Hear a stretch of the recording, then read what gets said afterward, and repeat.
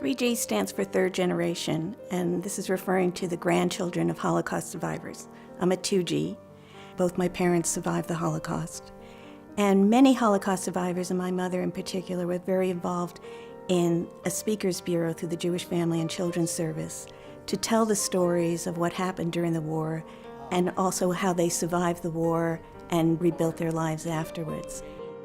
I realized when my mother died that most of the Holocaust survivors aren't going to be able to tell their stories to children who need to learn the history. And under Anita's leadership, who herself is a child of survivors, we've been bringing in the 3G leadership now because they are the natural inheritors of this legacy going forward. Today's March 6, 1996, and I am interviewing Barbara Goldfarb, maiden name Tritle.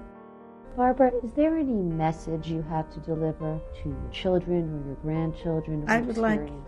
I would like to say that let's hope we should have peace all over the world. Those are my 3 grandchildren. The oldest is sitting down, and her name is Zoe Goldfarb. With both of my grandparents, most of the stories actually, there were little bits during the war, but most of their stories were before the war and after the war.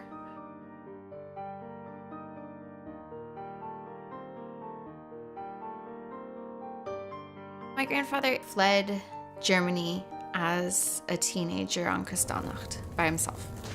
And in all of the decades since, he has been collecting family stories. My grandfather has managed to write stories of relatives whose lives were taken from them.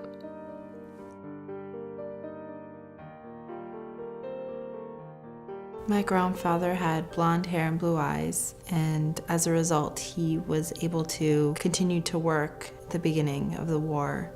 And eventually he was caught and sent to Mauthausen, to the labor camp in Germany. And that was all that he ever said about it. I have 3 grandparents who were survivors. One who experienced Kristallnacht, the night of the broken glass, and then escaped on the Kinder transport. One who escaped to the United States, then came back to fight in World War II, fought in the Battle of Normandy, was one of the first soldiers to liberate Dachau, and my grandpa from Czechoslovakia, who was sent to Nazi labor camps where his job was shoveling dead bodies. All of the rest of his family was sent to Auschwitz. Everything in his life would have permitted him to live with anger, with violence, and he didn't. I think the first thing I would say, and probably everyone in my family would say about my grandma, is she was just the sweetest lady in the entire world.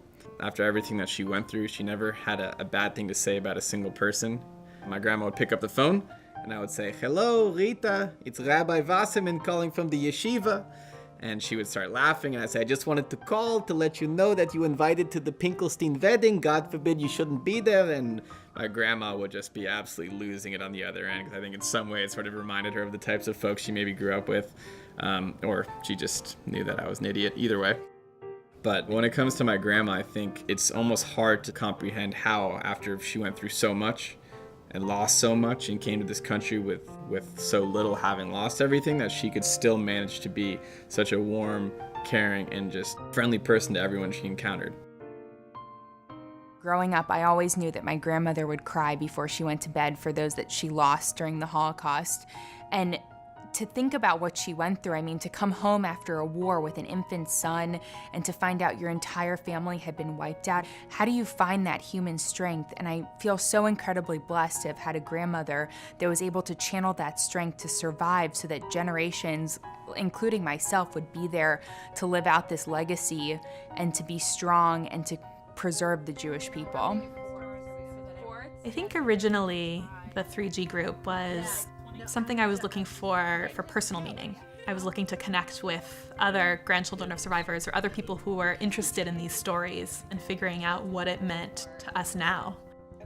I am with people who support me and who understand very clearly and very personally why this incredible knowledge is difficult to sort through. To have that reassurance that I'm not alone. I always tell my friends that I'm part of the most depressing, uplifting group possible. And the reason why I say that is because a lot of times at these 3GSF meetings, we sit around talking about our family's individual stories of the Holocaust, but they bring out the best of humanity and a person's drive and spirit to survive, and you realize what it means to be a people with this legacy. And more than that, it's our generation, that's the last generation, that's going to remember what it's like to touch, to feel, to see survivors cry when they tell these stories, and how are we going to shape that narrative for generations to come. With our partnership with the JFCS Holocaust Center, we've also gotten the opportunity to be involved in different initiatives around Holocaust education.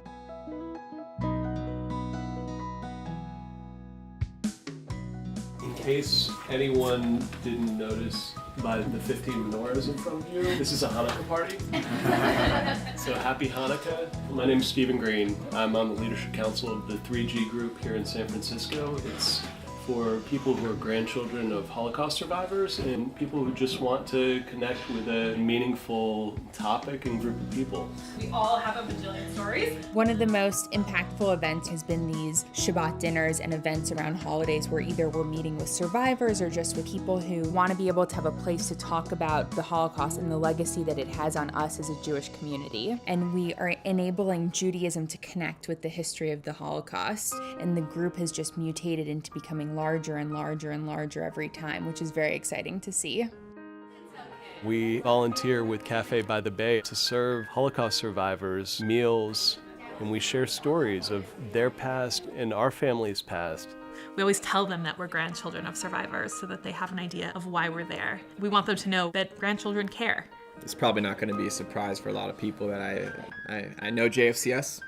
I effectively grew up at JFCS, and I've been working with survivors, ever since high school, really, traveling with survivors to Sacramento, where they were recognized. I spent a few hours at their home with them, just talking to them and writing down their story, enjoying the time. Guta makes me coffee and feeds me cakes. I'm not allowed to leave until I have some of her cakes. I make a picture with both of you. Yeah, she wants to have another photograph with me. We've already had a few, but oh, okay. She's gonna get up and do another one. I definitely feel a very special kinship with the survivors. There's just this special bond that you have with them, in spite of the fact that they're not my blood. I still feel like in some way they're all my bubbies. It's a special way to connect, and I feel lucky as can be to be able to have that with my son. My son never got to meet the 3 grandparents of mine who were survivors, and he's getting to meet others who were very much like them, and that's a very special thing to me. He may be part of the last generation to get to know a Holocaust survivor, and that scares me. One of the initiatives that we're working on with the Holocaust Center is to do a Next Generation Speakers Bureau, where 2Gs and 3Gs learn more about their family stories and are able to present those in educational environments. This initiative is important because there's something about hearing from a survivor's own family that makes it more powerful. When the story means a lot to the person telling it, it has much more impact. Jewish Family and Children's Services has really made it possible for us to serve on the Speakers Bureau in much the same way that some of the Holocaust survivors have been serving in that capacity for 30, 40 years. And it's our time.